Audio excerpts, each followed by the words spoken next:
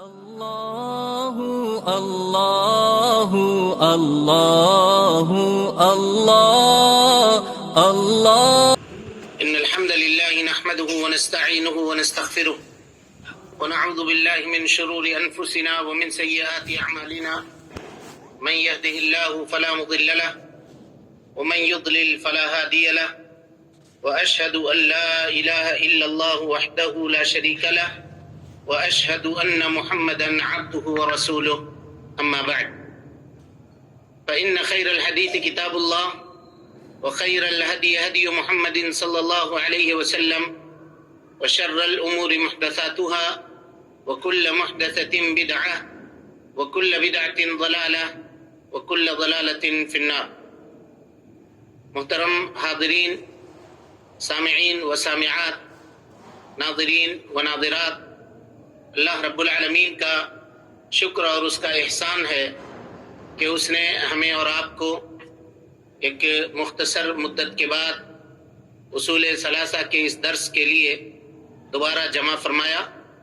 اللہ رب العالمین ہمارے اور آپ کے مل بیٹھنے کو قبول فرمائے اور علم دین سیکھنے، اس کے مطابق عمل کرنے، اس راستے میں آنے والی مصیبت، اس کی دعوت عام کرنے اور اس راستے میں آنے والی مصیبتوں کے اوپر اللہ رب العالمین ہمیں اور آپ کو صبر کرنے کی توفیق نصیب فرمائے.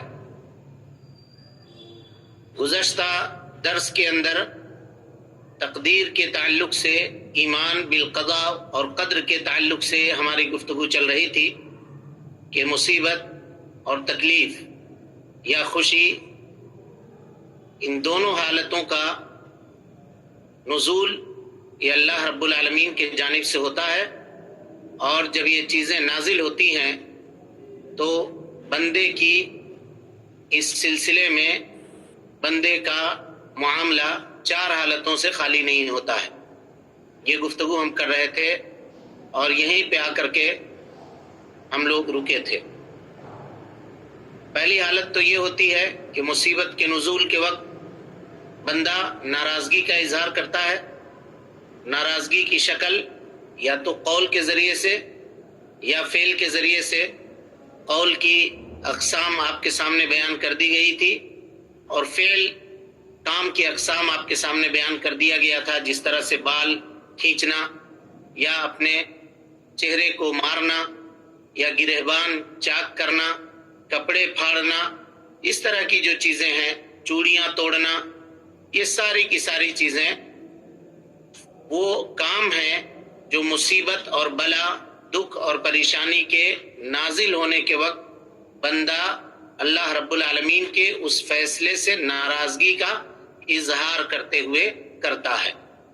تو ان عملوں کا کرنے والا شخص نہ تو اپنے اس عمل سے تقدیر کو بدل سکتا ہے اور نہ دنیا میں اس کی وہ مصیبت دور ہو سکتی ہے، بلکہ الٹا اس کام کا کرنے والا گناہوں کے اندر ملوث ہوتا ہے اور اللہ رب العالمین کی نافرمانی، اس کے رسول جناب محمد رسول اللہ صلی اللہ علیہ وسلم کی نافرمانی کرنے کا کی عذاب کا وہ شخص مستحق ہوتا ہے. اب اس کے بعد باقی تین حالتیں بچی. تو سب سے پہلی حالت صبر کی ہے کہ بندہ مصیبت اور پریشانی کے وقت صبر کرے. اس سے اونچا مرحلہ جو ہے صبر کے بعد اونچا مقام رضامندی کا اظہار کرے. اور تیسری اور آخری کیفیت یہ ہے کہ مصیبت اور پریشانی کے وقت اللہ رب العالمین کا شکریہ ادا کرے. اور یہ شکریہ ادا کرنا دو طریقے سے ہوگا. یہ گزشتہ درس کا خلاصہ آپ کے سامنے پیش کر رہا ہوں تاکہ باتیں آپ کی ذہن میں تازہ ہو جائیں اور ہم پھر اپنے درس کو کنٹینیو کر سکیں.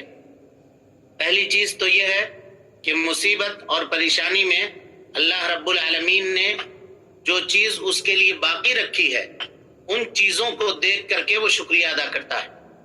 مثال کے طور پہ کسی شخص کے پاس 10 اولاد ہے، کسی کو اللہ رب العالمین نے 10 اولاد سے نوازا ہے. اس کا کوئی ایک بیٹا یا ایک بیٹی اس کی زندگی میں اگر فوت ہو گیا، اس کے اولاد میں سے کسی ایک کا انتقال ہو گیا، تو وہ یہ دیکھتا ہے کہ چلو ایک تو گیا لیکن باقی جو ہیں 9 ہمارے پاس ابھی باقی ہیں، یہ دیکھ کر کے وہ شکریہ ادا کرتا ہے. تو یہ شکر کے مقام میں پہلا مرتبہ ہے. اور دوسرا مرتبہ یہ ہے جو اس سے اونچا ہے، وہ یہ ہے کہ وہ یہ بندہ یہ دیکھتا ہے کہ اللہ رب العالمین نے اس مصیبت کے ذریعے سے میرے درجات بلند کرنے چاہیں. اللہ رب العالمین نے یہ مصیبت نازل کر کے اور اس میں صبر کی توفیق دے کر کے اللہ رب العالمین ہم کو ثواب سے نوازنا چاہتا ہے. اس کے سامنے آخرت کا ثواب اس کے پیش نظر ہوتا ہے. آخرت کا ثواب اس کے سامنے پیش نظر ہوتا ہے، وہ یہ دیکھ رہا ہوتا ہے. لہذا یہ شکر کے مقام میں سب سے اونچا مقام اور سب سے اونچا مرتبہ ہے. ایک سوال گزشتہ درس میں یہ کیا گیا تھا کہ ان مقامات کو بندہ حاصل کیسے کرے گا، کس طرح سے ان مقامات کے اوپر اپنے آپ کو فائز کرنے کی کوشش کرے گا. تو سب سے پہلی چیز، مصیبت اور پریشانی کے نزول کے وقت بندے کو چاہیے کہ وہ اللہ رب العالمین سے مدد طلب کرے. اللہ رب العالمین سے مدد طلب کرے کہ اللہ تعالی اس پریشانی کی گھڑی میں اس کو ثابت قدم رکھے، پہلی چیز. اور دوسری چیز یہ ہے کہ اپنے آپ کی وہ اس طرح سے اپنے آپ کو سنوارے اور اپنے آپ کو بنائے اس طرح سے کہ مصیبت اور پریشانی کے وقت وہ واویلا نہ کرے.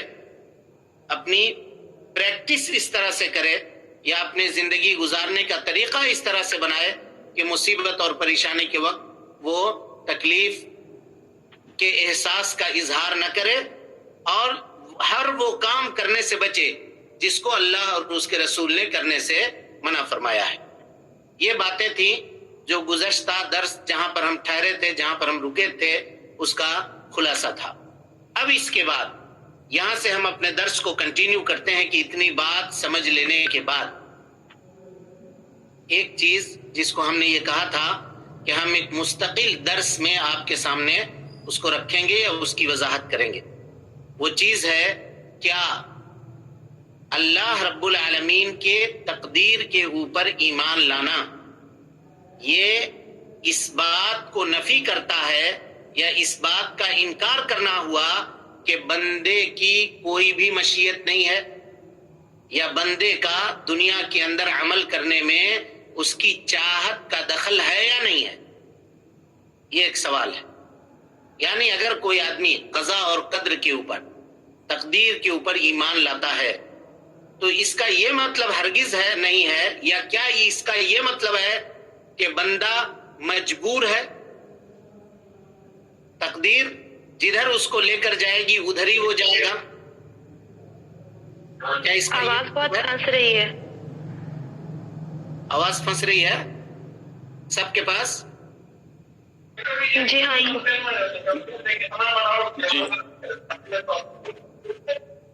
سارے لوگوں کے پاس آواز پھنس رہی ہے میری؟ نہیں سر، نہیں پھنس رہی ہے. نہیں سر، یہاں ٹھیک ہے آواز. بہرحال سوال سمجھ گئے آپ لوگ؟ ایک بار ریپیٹ کر دیں. سوال یہ ہے کہ اگر کوئی شخص قضا اور قدر کے اوپر ایمان لاتا ہے تو کیا قضا اور قدر کے اوپر ایمان لانے کا یہ مطلب ہے کہ بندے کی مشیت کا انکار کر رہا ہے؟ یعنی انسان کو عمل کرنے میں اس کی چاہت کا دخل ہے یا نہیں ہے؟ چاہے نیکی کا کام کرے یا برائی کا کام کرے، انسان کے چاہت کا دخل ہے یا نہیں ہے، یا وہ مجبور محض ہے؟ مجبور محض کہتے ہیں کہ کسی شخص کو پورے طور پہ باندھ دینا، اب وہ ہل بھی نہیں سکتا ہے. تو کیا قضا اور قدر کے اوپر ایمان لانا یہ اس بات کے اوپر دلالت کرتا ہے کہ بندہ تقدیر کے آگے بے اختیار ہے، اس کو کوئی اختیار حاصل نہیں ہے؟ اب آیا سوال؟ آپ لوگوں کو سمجھ میں آیا یا نہیں آیا؟ جی سر، اس کو اختیار ہے. اب اس کا جواب کیا ہوگا؟ اس کو اختیار ہے. اختیار ہے. دلیل اس کی؟ اختیار کی دلیل کیا ہے؟ جواب اس سوال کا یہ ہے کہ اللہ رب العالمین فرماتا ہے جہاں پہ اللہ رب العالمین نے اپنے ارادے کا اور اپنے مشیت کا تذکرہ کیا ہے، ٹھیک اسی جگہ پر بندے کے ارادے اور مشیت کا بھی اللہ رب العالمین نے ذکر اور تذکرہ کیا ہے۔ چنانچہ ہم اللہ کی مشیت کے اوپر ایمان لاتے ہیں تو بندے کے مشیت کے اوپر بھی ہم کو ایمان لانا پڑے گا۔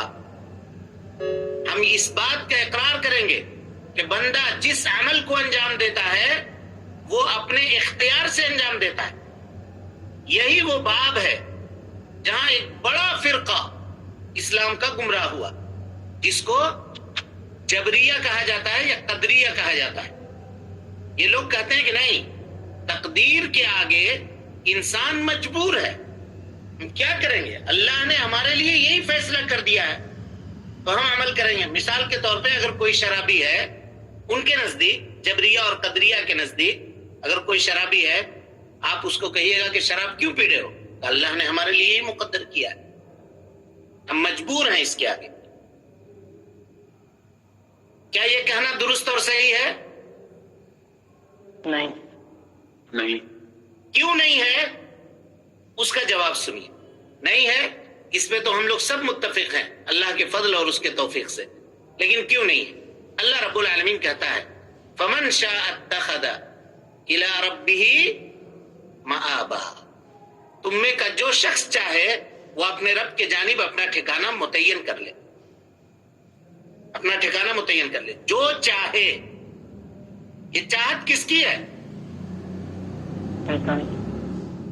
کس کی چاہت ہے جی؟ انسان کی، انسان کی، یعنی بندے کی چاہت ہے۔ یعنی اللہ رب العالمین نے جس قرآن کی آیت میں اپنی چاہت کا اظہار کیا یا اپنی مشیت کا ذکر کیا، اسی جگہ پر اللہ رب العالمین نے بندے کی مشیت کا بھی ذکر کیا۔ کہا فَمَنْ شَاءَ اتَّخَذَ إِلَىٰ رَبِّهِ مَآبًا، إِلَىٰ رَبِّهِ مَآبًا، اس آیت میں اللہ رب العالمین نے بندے کے مشیت کا ذکر کیا اور تذکرہ کیا، اور اسی طریقے سے اللہ رب العالمین بندے کے قدرت کا ذکر کرتا ہے۔ چنانچہ ارشاد ہے، اللہ رب العالمین فرماتا ہے فَاتَّقُوا اللَّهَ مَا اسْتَطَعْتُمْ، تم کو جتنی طاقت ہے، جتنی قدرت ہے، جتنا تم برداشت کر سکتے ہو، اتنا اللہ رب العالمین سے ڈرنے کی کوشش کرو۔ اور یہ کس چیز میں ہے جی؟ فَاتَّقُوا اللَّهَ مَا اسْتَطَعْتُمْ کس چیز میں ہے؟ اوامر کو کرنے میں یا نواہی سے اجتناب کرنے میں؟ نواہی سے اجتناب۔ جی، اوامر کو کرنے میں۔ اوامر کو کرنے میں، ماشاءاللہ، بالکل صحیح جواب۔ اس کا خلاصہ پہلے آ چکا ہے، نواہی کو کرنے میں نہیں۔ مثال کے طور پر کوئی آدمی یہ کہتا ہے، کوئی شخص چین اسموکر ہے، ایک مثال دے رہا ہوں آپ کے سامنے۔ اب اس کو یہ کہا جائے کہ بھائی صاحب آپ یہ جو کام کر رہے ہیں، اسموکنگ کر رہے ہیں، پی رہے ہیں سگریٹ، اس کو چھوڑ دیجئے، حرام ہے، شریعت میں یہ جائز نہیں ہے۔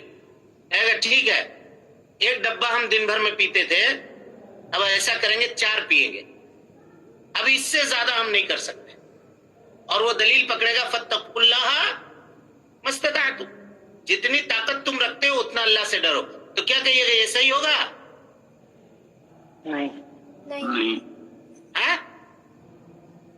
نہیں ہوگا۔ کیوں نہیں ہوگا؟ نبی صلی اللہ علیہ وسلم کی روایت ہے، آپ صلی اللہ علیہ وسلم نے فرمایا اذا امرتکم بامر، لوگو میں جب تمہیں کسی کام کے کرنے کا حکم دوں، اذا امرتکم بامر، جب میں کسی کام کے کرنے کا حکم دوں، فاتوا منہ ما استطعتم، جتنی تمہاری طاقت ہو اتنا کرو، جتنی طاقت۔ اب اسی کو آپ مثال سے سمجھ لیجئے، نماز ہے، کھڑے ہو کر پڑھنا ہے، وقوموا للہ قانتین، لیکن ایک آدمی کھڑے ہو کر کے نہیں پڑھ سکتا ہے، کمزور ہو گیا، تو کہا بیٹھ کر کے پڑھیے، کہا اس کی بھی طاقت نہیں ہے، کہا لیٹ کر کے پڑھیے، جتنی طاقت ہے اتنا کیجیے عمل۔ سمجھ میں آ رہی بات؟ ہاں جی، جی۔ یہ کس میں ہے؟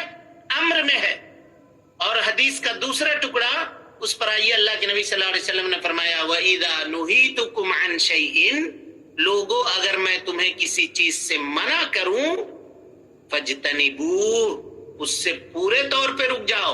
یہاں فَاتَّقُوا اللَّهَ مَا اسْتَطَعْتُمْ کا کنڈیشن نہیں ہے، یعنی کوئی آدمی یہ کہے گا کہ ہم 1 کوارٹر پیئیں گے، بس 1 گلاس پیتے تھے لیکن اب 1 کوارٹر پیئیں گے، 1 پورا بوتل پیتے تھے اب 1-2 ڈھکن پیئیں گے، تو کیا کہیے گا کہ چلو اتنا، کم سے کم اتنا تو ڈر رہا ہے اللہ تعالیٰ سے؟ ہاں جی نہیں بولیے۔ نہیں نہیں، تو یہاں پہ کام کے کرنے میں اللہ رب العالمین نے بندے کی قدرت ثابت کی یا نہیں کی؟ جی جی، تو پتہ یہ کیا چلا ان دونوں آیتوں سے، یا یہ دونوں آیتیں اس بات کے اوپر دلیل ہے کہ بندے کی عمل کرنے میں بندے کی چاہت اور بندے کی قدرت، ان دونوں کا دخل ہے۔ کلیئر ہو گیا؟ جی واضح ہوا یا نہیں ہوا؟ ہاں جی ہو گیا۔ جی ہو گئی۔ اب یہاں ایک اور سوال پیدا ہوتا ہے، وہ یہ سوال یہ ہے کہ کیا اللہ تعالی کسی کام کو نہیں چاہتا ہے؟ مثال کے طور پہ بندہ اپنی قدرت اور طاقت سے وہ کام کر سکتا ہے؟ جب بندے کو قدرت ہے، بندے کو طاقت ہے، تو کیا بندہ اپنی قدرت سے، اپنی طاقت سے اللہ تعالی کی چاہت سے بھی اوپر کی کام کر سکتا ہے؟ نہیں۔ تب جواب کیا ہوگا اس کا؟ اس کا جواب یہ ہوگا کہ بندے کو طاقت اور قدرت تو حاصل ہے، لیکن بندے کی طاقت اور قدرت اللہ رب العالمین کی تقدیر کونی کے تابع ہے۔ اسی کو اللہ رب العالمین نے قرآن مجید میں بیان فرمایا تھا وَمَا تَشَاءُونَ إِلَّا أَن يَشَاءَ اللَّهُ رَبُّ الْعَالَمِينَ، إِلَّا أَن يَشَاءَ اللَّهُ رَبُّ الْعَالَمِينَ، تمہاری کوئی چاہت نہیں ہے مگر اللہ رب العالمین کی چاہت کے تحت، اللہ رب العالمین کی مشیت کے تحت۔ اور یہاں پہ مشیت سے مراد اللہ رب العالمین کی تقدیر کونی قدری ہے، جو ہر چیز کو شامل ہے۔ آ گئی وضاحت؟ ہو گئی بات؟ سمجھ میں آ گئی؟ جی ہاں، تو اب اس سے یہ معاملہ انجام اس کا یہ ہوا، نتیجہ یہ نکلا کہ جو آدمی یہ کہے کہ بندے کی چاہت اور مشیت کا کوئی دخل نہیں ہے خیر کے کام کرنے میں یا شر کا کام کرنے میں، تو وہ اللہ رب العالمین کے اوپر جھوٹ بولنے والا ہے اور تقدیر کے اوپر ایمان لانے والا نہیں ہے، تقدیر کے اوپر ایمان لانے والا نہیں ہے۔ اور اس کے ٹھیک الٹا اگر کوئی آدمی یہ کہتا ہے کہ بندہ جو کچھ کرتا ہے اپنی تقدیر سے، اپنی قدرت سے کرتا ہے، ہم اپنے تقدیر کو خود لکھنے والے ہیں، کہتے ہیں نہیں کہتے ہیں؟ جی واٹس ایپ میں، فیس بک میں لکھ کر کے بھیجتا ہے، کہاں ہاتھ کے لکیروں میں ڈھونڈتے ہو مقدر، اپنی تقدیر کو خود لکھو اپنے ہاتھ سے۔ واہ! ہاں جی، کیا کہیے گا؟ آپ لکھتے ہیں تقدیر؟ ہم لکھتے ہیں تقدیر؟ بالکل جی، کیسے کیسے معاملے میں، دیکھیے توحید کے معاملے میں ابھی میں پڑھ رہا تھا، ایک چیز یاد آ گئی۔ اس کتاب کے جو مصنف ہیں کون ہیں؟ محمد بن عبد الوہاب رحمہ اللہ، شیخ الاسلام محمد بن عبد الوہاب رحمہ اللہ، یہ اس کتاب کے مصنف ہیں۔ اپنے زمانے میں، اللہ اکبر، غور کیجئے، واقعہ اچانک بات ذہن میں آ گئی، تازی ہو گئی تو آپ کو سناتے ہیں۔ شیخ نے اپنے شاگردوں کو شیخ بٹھا کر کے کتاب التوحید کا درس دے رہے۔ کتاب التوحید بھی شیخ کی لکھی ہوئی بڑی عظیم کتاب، اور اس کتاب کو ختم کرنے کے بعد کبھی موقع ملا انشاءاللہ العزیز تو ہم اس کتاب کو بھی لے کر کے ہم لوگ بیٹھیں گے انشاءاللہ، تاکہ اس کے اندر جو فوائد ہے اس کو بھی اللہ کے فضل اور اس کے توفیق سے سیکھنے کی کوشش کریں۔ تو ایک روز وہ کتاب ختم ہو گئی. شیخ پڑھا کر کے اس کتاب کو شیخ نے ختم کر دیا. تو اپنے شاگردوں سے پوچھا کہ یہ کتاب تو اللہ کے فضل سے ختم ہو گئی، اب پھر سے اس کو شروع کریں گے، کل سے انشاءاللہ پھر سے پڑھیں گے دوبارہ. تو شاگرد تھے بیٹھے ہوئے، انہوں نے کہا کہ شیخ توحید تو بہت پڑھ لیا، اب کچھ فقہ وغیرہ پڑھا دیجئے اور کچھ دوسری چیزیں پڑھائیے اور کچھ دوسری چیزیں پڑھائیے. توحید تو پڑھ لیا، اب کتاب التوحید آپ سے پڑھ لیا، ہو گیا، اب کیا ہے. شیخ نے کہا اچھا ٹھیک ہے، کچھ نہیں کہا اس وقت. اس کے بعد ایک روز آئے درس دینے کے لیے اور شیخ نے کہا کہ آج ایک شخص نے مجھ سے ایک واقعہ بیان کیا ہے. کہا کیا واقعہ ہے؟ کہا واقعہ یہ ہے کہ فلاں شخص نے، اس کے گھر میں کوئی بیمار ہوا تھا تو اس کو وہ کسی کے پاس گیا، کسی کاہن کے پاس، کسی نجومی کے پاس، اور اس نے کہا کہ تمہارے بیٹے کو فلاں جن یا فلاں شیطان یہ تکلیف پہنچا رہا ہے، وہی اس کو بیمار کر رہا ہے، اس لیے ایک کام کرو، اس کے نام سے ایک مرغا ذبح کرو. تو اس کے گھر کے لوگوں نے اپنے گھر کے دروازے کے اوپر ایک مرغے کو اس شیطان کے نام کے اوپر ذبح کیا. شاگرد جو تھے وہ سب کے سب چپ رہے. کیا ذبح کیا، غلط کیا، یہ بات ہوئی. کہا لیکن ایک اور بات اس گھر میں پتا چلی. اس گھر میں ایک بات مجھے یہ بھی پتا چلی ہے کہ اس گھر میں ایک شخص ایسا ہے جو کوئی محرمات ابدیہ یعنی نام لیا، کہا کہ وہ اپنی ماں کے ساتھ برائی کرنے والا ہے. نعوذ باللہ من ذالک شیخ نے بیان کیا. شاگرد جتنے کے جتنے بیٹھے ہوئے تھے سارے لوگوں نے اپنے سر کے اوپر ہاتھ رکھ کہا اتنا بڑا گناہ کرنے والا ہے. تو شیخ نے کہا اب توحید تم کہاں سمجھے؟ مرغا ذبح کر دیا تو اس پہ اتنا تعجب نہیں ہوا، حالانکہ وہ شرک تھا، اور یہاں یہ بدکاری تھی، یہ برائی تھی، اس پر تم کو اتنا تعجب ہو گیا. حالانکہ توحید جاننے کے بعد شرک سے تم کو اتنی نفرت ہونی چاہیے جتنی اس برائی سے ہوئی. یہ بھی برائی ہے لیکن شرک سے نیچے ہے کہ اوپر ہے جی؟ نیچے ہے. شرک سب سے بڑا جرم ہے روئے زمین کے اوپر کیا جانے والا. تو کہا کتاب التوحید پڑھ کر کے اب تک تم توحید سمجھے کہاں سمجھے؟ پہلا مسئلہ جو ہم نے بیان کیا تھا وہ شرک کا تھا، اور یہ دوسرا مسئلہ جو میں تمہارے سامنے بیان کر رہا ہوں یہ معصیت کا ہے، گناہ کا ہے. اگر اس کے اوپر مر جائے گا بندہ یہ گناہ کر کے تو اللہ کی مشیت کے اوپر مرے گا. اللہ تعالیٰ چاہے گا تو معاف کر دے گا، چاہے گا تو اتنا دن عذاب دے کر کے اس کو پھر جہنم سے نکال کر کے جنت میں داخل کر دے گا. لیکن اگر مرغا ذبح کر کے بغیر توبہ کر ویسے ہی مر گیا، شیطان کے نام پہ مرغا ذبح کر کے، تو شرک کر کے مرا ہو تو ہمیشہ ہمیشہ کے لیے جہنم میں رہے گا، کبھی نہیں جائے گا. وہ جہنم سے کبھی چھٹکارا اس کو حاصل نہیں کر پائے گا. یہ شرک کی قباحت ہے اور اس کے نقصانات ہیں. تو بتانے کا مطلب یہ تھا کہ بندہ جو چیز سیکھے اور جو چیز جانے اس کے اندر اتقان اور پوری مضبوطی حاصل کرنے کی کوشش کرے. اگر کوئی بات کہیں پر سے کھٹک رہی ہو یا یہ بات نہیں سمجھ میں آ رہی ہو تو آپ دوبارہ اس کو ہمارے سامنے پوچھ سکتے ہیں، اس کی وضاحت آپ طلب کر سکتے ہیں. تو اس واقعے سے پہلے کس گفتگو میں ہم لوگ تھے؟ ہم ذرا سا دوسری طرف نکل گئے. کیا گفتگو چل رہی تھی ہماری جی؟ یہ بات کہاں سے نکلی؟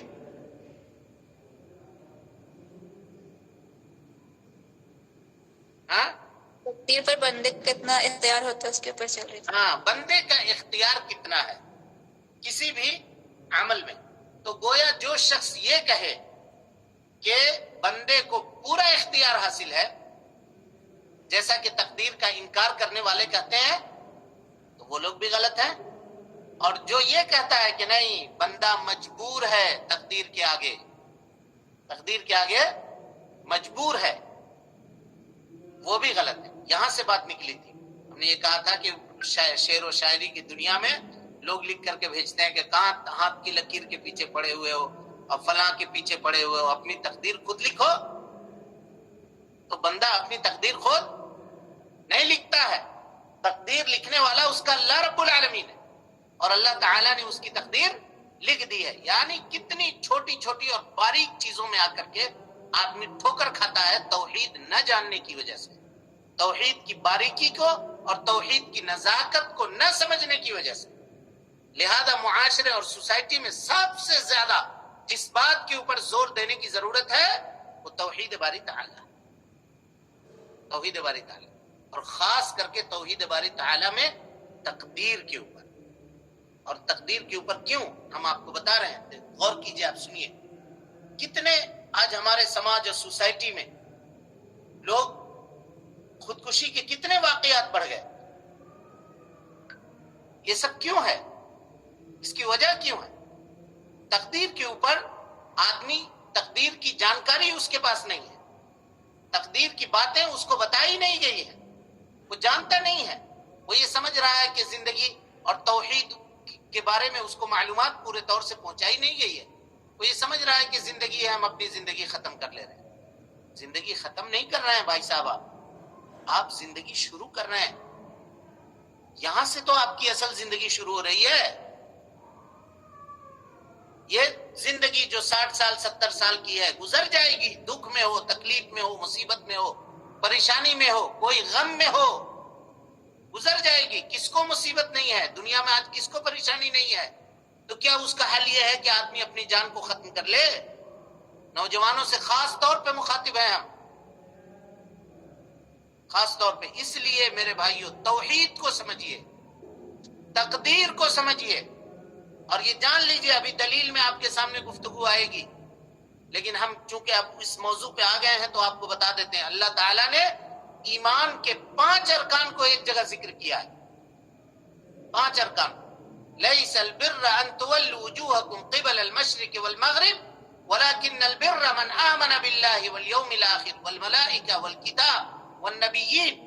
5 چیزوں کو ایک جگہ ذکر کیا، لیکن تقدیر کو الگ سے ذکر کیا ہے، اس کی اہمیت کو بتانے کے لیے کہ انسان کی زندگی میں تقدیر کی بڑی اہمیت ہے۔ اور علماء نے لکھا ہے کہ اللہ تعالیٰ نے تقدیر کو اس لیے الگ سے بیان کیا کہ عقیدے کے باب میں امت کے اندر سب سے پہلی گمراہی جو داخل ہوئی ہے وہ تقدیر سے داخل ہوئی، تقدیر سے داخل ہوئی۔ صحابہ کرام رضوان اللہ علیہم اجمعین موجود تھے اور تقدیر کا فتنہ شروع ہو گیا تھا بصرہ میں۔ معبد الجہنی نام کا ایک شخص اٹھا تھا جس نے تقدیر کا انکار کیا تھا۔ عبداللہ ابن عمر موجود تھے مکہ میں، بصرہ سے آ کر کے ایک شخص نے سوال کیا تھا، جو حدیث آپ شروع میں پڑھ چکے ہیں، بخاری کی روایت۔ کہا تھا کہ عبداللہ ابن عمر، ہمارے ان پیچھے کچھ لوگ موجود ہیں جو لوگ یہ کہتے ہیں کہ ان الامر انف، معاملہ خود بخود انجام پا جاتا ہے، اس کا کوئی انجام دینے والا نہیں ہے، کوئی تقدیر نہیں ہے، انسان اپنی تقدیر خود لکھنے والا ہے، خیر و شر کا خالق انسان ہے، انسان اپنے عمل کو خود پیدا کرتا ہے، وہ جو کام کرتا ہے اس کے لیے وہ با اختیار ہے۔ تو کہا حضرت عبداللہ ابن عمر نے کہ سنو، جو لوگ یہ کہتے ہیں میرا پیغام ان تک پہنچا دینا کہ اللہ اور اس کے رسول اور عبداللہ ابن عمر ایسے لوگوں سے بری ہیں، بری ہیں، کیونکہ وہ ایمان لانے والے نہیں ہیں۔ کوئی آدمی اگر سب ارکان کے اوپر عمل کرے، سب ارکان کے اوپر ایمان رکھے، یعنی اللہ کے اوپر ایمان لائے، فرشتوں کے اوپر ایمان لائے، کتاب کے اوپر ایمان لائے، یوم آخرت کے اوپر ایمان لائے، انبیاء کے اوپر ایمان لائے، لیکن تقدیر کے اوپر ایمان نہیں لاتا ہے اگر وہ، اور تقدیر کے ان معاملات کو وہ نہیں سمجھتا ہے، تو قسم اللہ کی وہ توحید والا نہیں ہے، وہ ایمان لانے والا نہیں ہے۔ یہ اہل سنت والجماعت کا موقف ہے تقدیر کے سلسلے میں۔ اس لیے اللہ رب العالمین نے تقدیر کو الگ سے ذکر کیا ہے اور الگ سے اس کے مباحث کا تذکرہ قرآن مجید کی آیتوں کے اندر بیان کیا ہے۔ یہ سمجھنے کی ضرورت ہے، خاص طور پہ ایسے آج کے اس پرفتن دور کے اندر جہاں انسان خارجی چیزوں سے متاثر ہو رہا ہے، دوسری چیزوں سے متاثر ہو رہا ہے کہ ہم یوں کر لیں گے تو اپنی زندگی ختم کر لیں گے، ہم اس مصیبت سے نجات پا جائیں گے۔ بھائی آپ مصیبت سے نجات نہیں پا رہے ہیں، آپ بڑے مصیبت کے اندر داخل ہو رہے ہیں، بڑی پریشانی کے اندر داخل ہو رہے ہیں، بڑے معاملے کے اندر جا رہے ہیں۔ اس کا ادراک کرنا ضروری ہے، اور خاص طور پہ نوجوان نسل کی، نوجوان مرد اور عورتوں کی کاؤنسلنگ کرنی ضروری ہے تقدیر الہی کے اوپر، توحید باری تعالیٰ کے اوپر۔ اس لیے اس درس کی اہمیت کو سمجھیے۔ بہت دنوں سے درس نہیں ہو رہا تھا تو آج یوں لگا کہ لوگ 30-40 کے اندر سمٹ جائیں گے، لیکن اللہ کا فضل و کرم ہے کہ تقریباً 50 لوگ جمع ہوئے۔ اب مجھے پتہ نہیں کہ اور 10 لوگ کہاں گئے، ہو سکتا ہے ان کے ساتھ کوئی مصروفیت ہو، کوئی مشغولیت ہو، لیکن اس درس کی اہمیت کو سمجھیے اور اس میں جمع ہوئیے، اور خود اپنے ساتھ اپنے رشتہ داروں کو، اپنے دوستوں کو شریک کرنے کی کوشش کیجیے۔ مزید زیادہ اور ہم لمبی تفصیل آپ کے سامنے نہیں کریں گے، انشاءاللہ چند دنوں کے اندر کوشش کریں گے کہ یہ کتاب مکمل کر لیں، تاکہ اس کے بعد پھر کتاب التوحید یا کوئی دوسری کتاب یا جس طرح سے مشورہ ہو اس کتاب کو ہم شروع کرنے کی کوشش کریں گے۔ درس یہ بند نہیں ہوگا انشاءاللہ، یہ چل رہا ہے تو اب چلے گا، اور